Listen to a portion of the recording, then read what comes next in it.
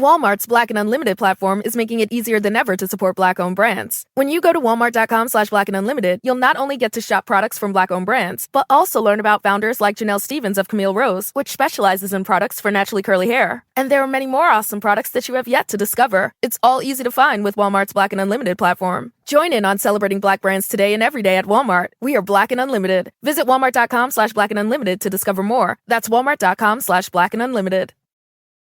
Whether you're making the same breakfast that you have every day or baking a cake for an extra special day, eggs are a staple in our diets. Eggland's best eggs are nutritionally superior to ordinary eggs, containing more vitamins and 25% less saturated fat. Not only are they better for you, but Eggland's best eggs taste better too. There's a reason that they're America's #1 eggs. Visit egglandsbest.com for additional information and delicious recipes. To get the Crime Writers on After Show right now, go to patreon.com/Partners in Crime Media. I'm Rebecca Lavoie, and this is Crime Writers On.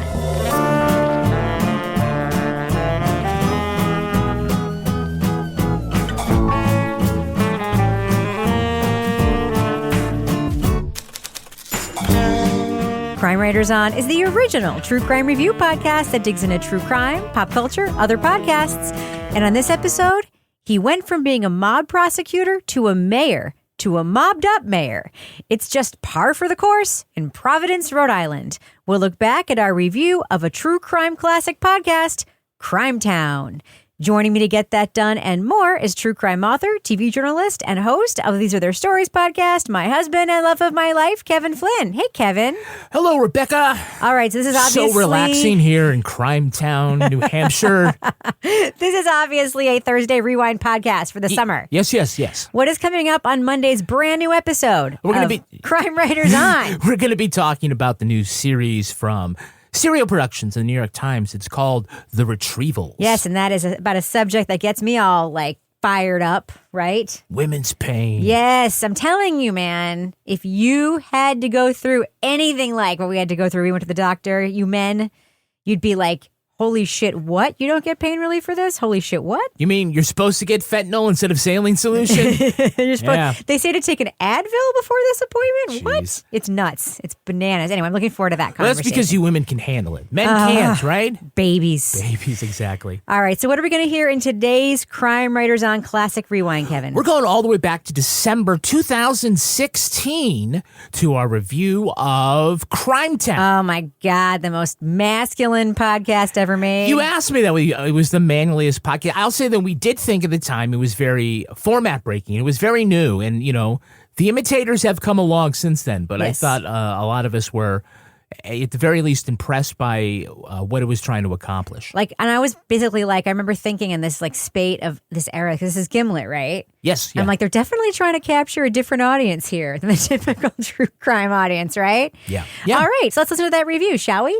This fall, powerhouse podcast producer Gimlet Media dropped a few new podcasts into the audio sphere. One that got my attention when I first heard about it was Crimetown, for two reasons. Season 1 takes place in New England, in a city with a fascinating backstory, but it's also being produced by Marc Smerling and Stuart-Pontier, and they're the team behind the true crime HBO docuseries The Jinx.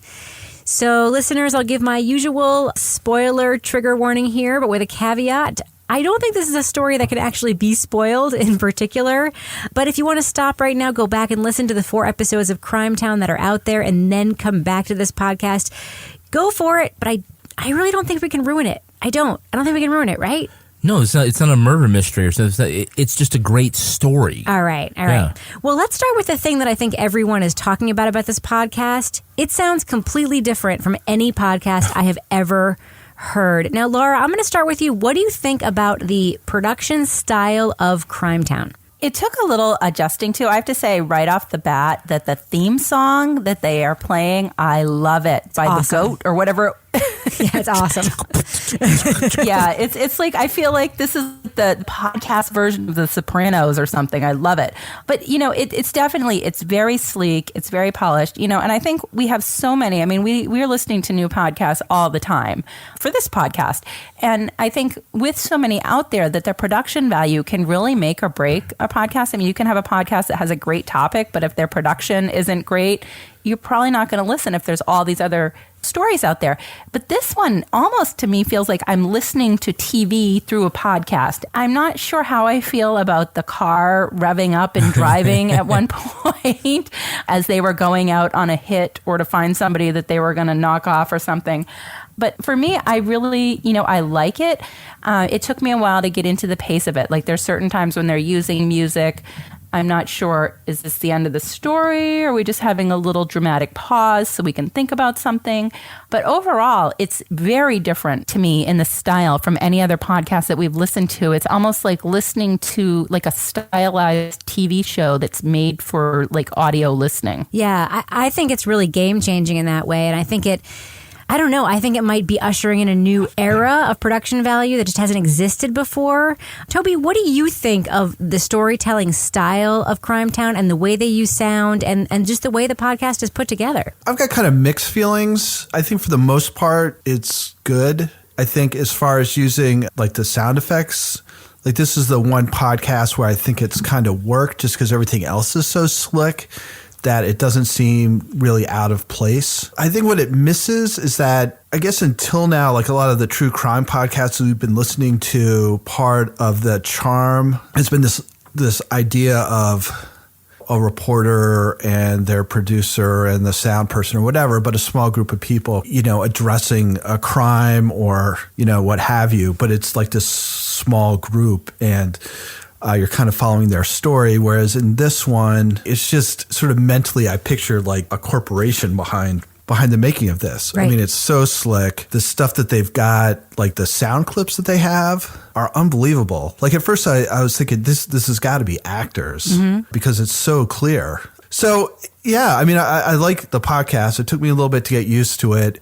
I think it loses a little bit in, you know, being able to identify with the people who are hosting the podcast, but they can't all be like that. They can't all be. You can't always have like an audio concierge taking you through the story, like their personal story, and narrating it for you. That's what you mean? Well, it isn't a true crime podcast in the sense that we've had journalists looking into unsolved stuff or investigating, and then the promise is that we're going to take you on a journey as we dig deep down into this. It's a completely different thing, and it is a story. And I'll say, okay, Toby's right. The sound effects, I think it actually works in here. I'm the biggest critic of it. You know, I'm also kind of with Laura. Sometimes it takes getting used to. It does take getting used to. It's a much different pace.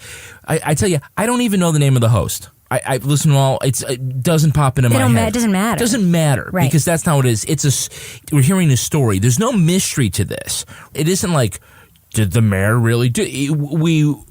We're just going along on a journey here. This is all about a story. And I love there's this whole side story about the bonded vault heist and, you know, these two wise guys. And it only tangentially deals with Buddy Cianci. So far. But it's a great journey. And it's not offshore or in the dark or missing and murdered or any of those other podcasts. It's not a radio journalist, I'm going out and you're going to listen to me knock on a door. It's just telling a story. And the fact that I didn't know this till you did the setup for it, but that the producers did the jinx tells me a lot about their need for high production value that they. Right. I mean, there are some things that, to me, this new slate of podcasts that Gimlet has put out, I've heard a lot about Homecoming, which is the audio drama that they just put out, too. They are, I think, changing the game. So I've sort of been waiting, and, you know, I'm a fan of Alex Bloomberg and what he's doing in Gimlet Media, but up until this point, to me, and I've said this to you before, Kevin, it's very much to me sounded like Alex Bloomberg created another public radio station, making more podcasts that sounded a lot like other podcasts that were out there. I mean, I'm a fan of Reply All, obviously, big fan of the show Startup and the shows they're doing. they haven't sounded different than what one would make at a public radio station or a company like This American Life or a PRX or any one of the sort of, ancillary sort of public radio sphere companies.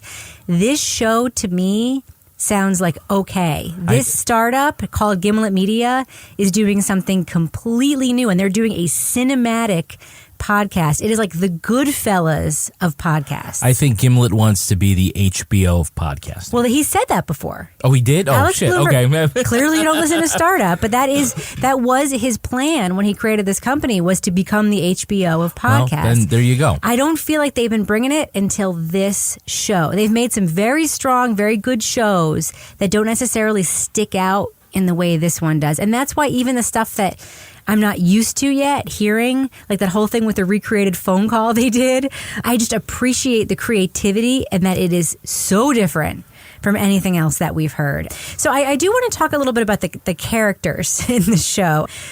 We're introduced to Buddy Cianci, who I think, the rest of America who doesn't live in New England might not feel like they know him a little bit as well as we do. We just know him like from the news. But in episode 2, we'll get back to Buddy. In episode 2, however, that's where the podcast really takes the turn into Goodfellas territory. We're introduced to these two wise guys, Bobby and Jerry, in episode 2. It's Jerry Tellingast and Bobby Wallison.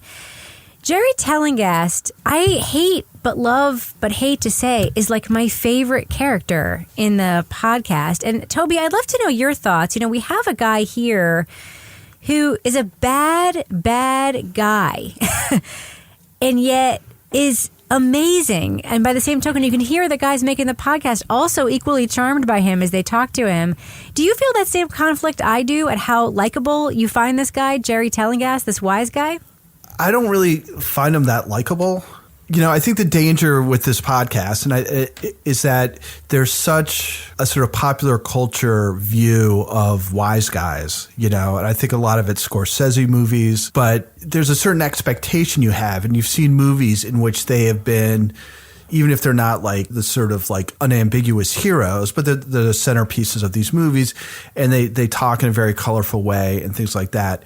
But those two guys are mass murderers. I mean, they've both killed a bunch of people. So no matter sort of how charming they come off and how kind of down to earth and in some ways friendly they seem, I mean, they're bad, dangerous guys who've done a lot of really bad things. And one of my worries about the podcast is making them seem kind of cute. Mm-hmm. I don't think they went too far in that direction, but they went far enough that if you were predisposed to feeling that way, you would. And I would see if I was, living in Providence and knew somebody who they'd killed or just was around during that time and knew that those were dangerous guys, I think there would be some kind of disconnect. Mm-hmm. Now, I think my empathy for them, my liking of them has to do with two things. We'll get to the second one in a minute, but the first thing is the sort of lost boys narrative that both of those guys have. They both had very sad or in some way disconnected fatherless upbringings. They talk about being very lost. They talk about being preyed upon, even though they don't describe it that way, by Raymond Patriarca, the guy in charge of the New England Mafia. Laura, I know that you, like me, kind of like these two wise guys, right? Do you have the same feelings of conflict that I have about it? I do. I have to say I like the mobsters. And I know what Toby's saying. Yeah, they're killing people. They're horrible. They're killing people in horrible ways. But by the same token, there's something sort of romantic in a way about this story about these fatherless boys who find this father figure who, while he may be this horrible crime boss, also has this sort of affectionate side. And also they're like, he's taking care of everybody in the neighborhood. He does more for this city than anyone, I mean, I like this window that we get into the dynamic of how this mob world works. So, yeah, I am conflicted because I'm like, they're not just killing people. They're like torturing people and, doing awful things to them. But by the same token, the story about the one guy, I can't remember which one it was, who's, the first memory he had was his dad, like throwing him on the springs on his bed. Yeah, that was Bobby. Yeah. Yeah. And then he's sleeping on the bench and he's You can't be 2 years old and remember anything. You can't remember that. You can't No. It's just it's unless he wasn't impossible. actually 2. I mean, he may have been a different age. So there is some bullshit. He might have been older. But there was just something about that story where it's like this guy has had this horrible life. And yes, now he's doing horrible things, like horrible things were done to him. But it's just, there's something that fascinates me about the dynamic of the mob. Well, they have a code, first of all, which is always very interesting. Yeah. Any sort of group that has a code, that lives by a code, I think we're always fascinated by. Yeah, like the podcaster code. Yeah. But Kevin, you've talked an awful lot about certain types of stories. And the fatherless boy narrative is a narrative that pops up again and again and again in your favorite, storytelling arc model that you talk about, the sort of lost boy narrative. But I'm just saying, the story isn't these two wise guys. That's the culture. I think we're way distracted about what this story is. It's about Buddy Cianci. He is the centerpiece. Well, let me ask you another question then. Because my second thing that I love about the wise guys, that I also love about Buddy and the tapes we hear from Buddy, is the unbelievable eloquence of these guys. They're dropping profanity left and right, but in between the profanity, they are dropping this Elmore Leonard-esque dialogue that... It's great to listen to. It may be cultivated, but it is great to listen to. Maybe the best piece of dialogue I've heard in a long time came from one of these mobsters' mouths. He's like, if you're going to be good, be good. If you're going to be bad, be good at it. That's a good piece of dialogue. Patriarch and never hurt. Well, he helped more people than he hurt. Yeah, that was a good moment. Look, I'm just, and I understand Toby's concern. I'm just not bothered by it. Maybe that makes me a horrible person. You're a horrible person. And maybe I'm hypocritical because of things I've said about other podcasts. I am just going for the ride on this one. Yeah. It's just, everything about it is slick, but not in the way of like, wink, wink. It's not substantive slick, or that we're pulling one over on you slick. It's very polished. The storytelling is really great. They ended up getting some really great figures, and the subject himself, although he's passed away, he lives on in these tapes, and he is also charming. Everybody in this is charming as hell, which makes it a fantastic story to listen to. A masculine story to listen to, too. Yes or no? Is this the manliest podcast ever? Probably. Yeah. I mean, I don't know, ever, but of the ones that we've about crime, a nonfiction podcast, yeah, probably is. One of the things I wanted to ask you about, Toby, was we got a really interesting look into, there was an episode called The Making of a Mayor, and we got an interesting look into just how politics worked in Providence, which was basically like everyone was a Democrat. If you were able to collect votes for candidates, you got a job and that you got to have forever, no matter how poorly you performed in that job. And there was that amazing example of the guy who ran the Parks Department talking about the zoo employee who continued to feed the dead tortoise when it was dead for 3 days. But this look into the political machine that ran Providence, Rhode Island for so long, did that feel stale and anachronistic to you? Or did it feel a little bit like maybe some of those vestiges live on in politics today? I mean, I just love your thoughts about that episode in general. It didn't seem stale to me, but it seems like it's the classic, like Chicago, where you had the daily machine. I mean, I think you had the Democratic machine in Providence. And I think one of the little quotes they play again and again is something about how there's two governments. There's like the real government and then there's the crime government or something to that extent. And that seems to be true in Providence. I'm not sure if that's true nationwide. It didn't seem stale. It's certainly the reputation that Providence has. I actually, my son had a lacrosse tournament in Providence at Brown. And we went to lunch afterwards, and I don't even know where it was, but it was in this little like sort of walking street. And we were sitting at a table, and like right next to us was these guys, like the guys who are in this podcast. It was like these old, like 70-something guys, and they were talking just like these guys and throwing in the F-bombs, and people were going up to them, and like one guy in particular, saying hi to him, shaking his hand and stuff. I was just watching them. I was like, man, these are like old mob guys. And they were spending the whole time, they were talking about Joe Girardi, who's the manager of the Yankees, who's an Italian guy. They're spending most of the time talking about Joe Girardi, but also Joe Girardi's mom and what like a great woman she is.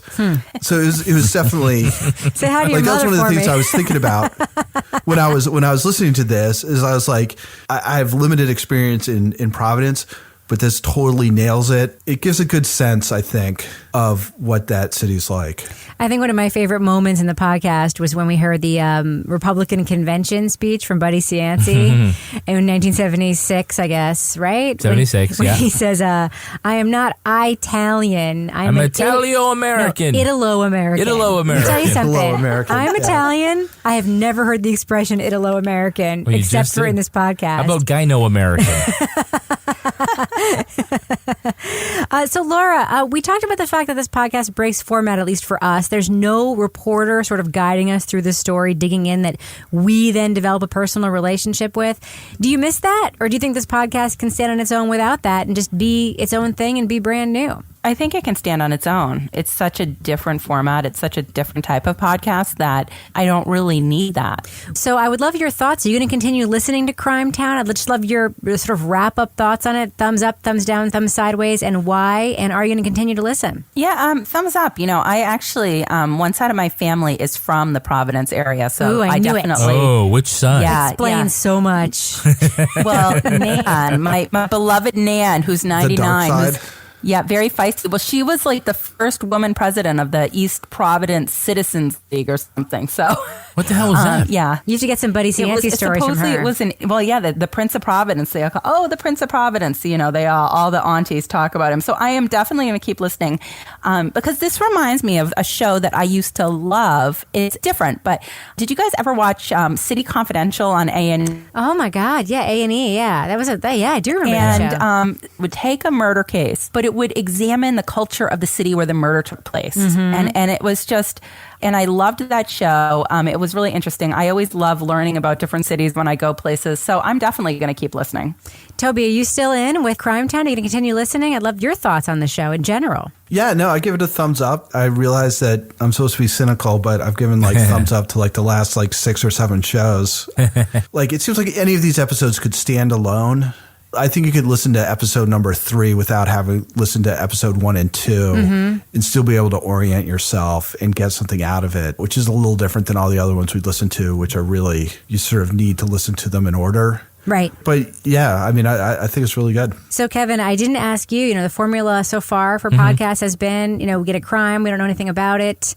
We get involved in the investigation, an attempt to solve the case is made with a reporter. So is this a gamble to do a podcast like Crimetown and do it so differently? Yeah, I think it is because I think audiences expect that sort of, I'm the narrator and I'm taking you on the journey and here are my bona fides as an investigator and we're going to solve this unsolved crime. We're going to uncover this mystery. So to come out, first of all, take a story which is fully fleshed out already. There's no secrets here necessarily. And then to dig in and give something like this is not only a different kind of story, but the way they present it where it's so heavily produced with even the little goat sound effect. You remember hearing the little goat sound effect? When you had the goat in jail? The goat in jail? Yeah, those jail situations were insane. Yeah, I mean, they're definitely breaking the format. So is it a gamble? It might be a gamble. Not as big a gamble as playing Pass the Pigs by Winning Moves Games.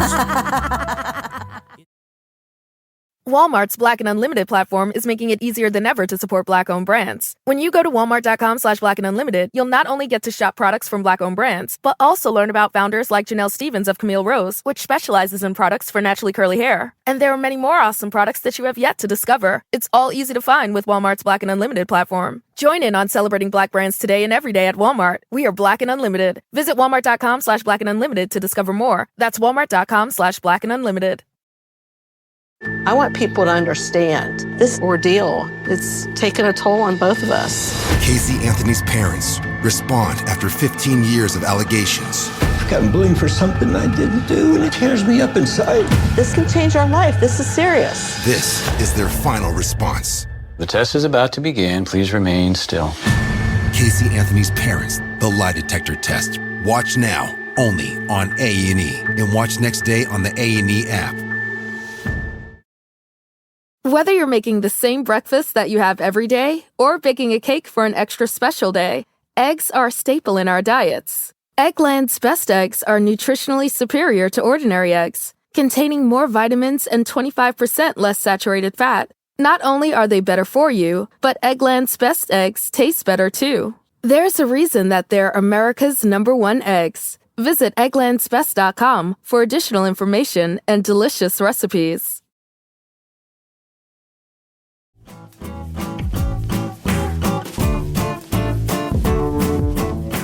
All right, that was fun. It was a fun listen to that rock and roll and review of that podcast. I always remember just the theme music was so cool for that.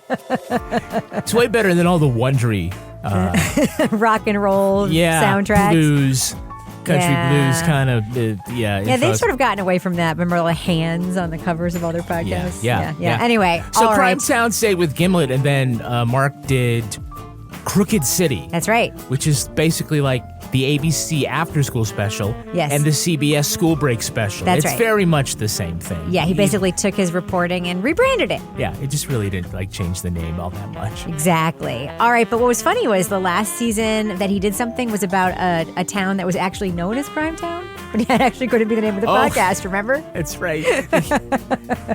In Ohio. Youngstown? Youngstown. A town otherwise known as Crimetown. I'm like, oh, too bad you couldn't use that name, Marc. Anyway. Trademark. All right. Well, I think that's going to do it for us. Remind us what's coming up on Monday's brand new episode of Crime Writers On. Talking about the retrievals from Serial Productions. Always looking forward to talking about something from Serial Productions. If that's going to do it for us, I want to remind everybody that this show was recorded in the Treehouse Yoga Studio above the Mockingbird Cafe in Bay St. Louis, Mississippi studio, otherwise known as Studio C, the Closet, in our New Hampshire basement, where we also threaten each other frequently with cigarette burns. On behalf of I'll talk! On behalf of all the crime writers, thanks so much for listening. We will catch you later.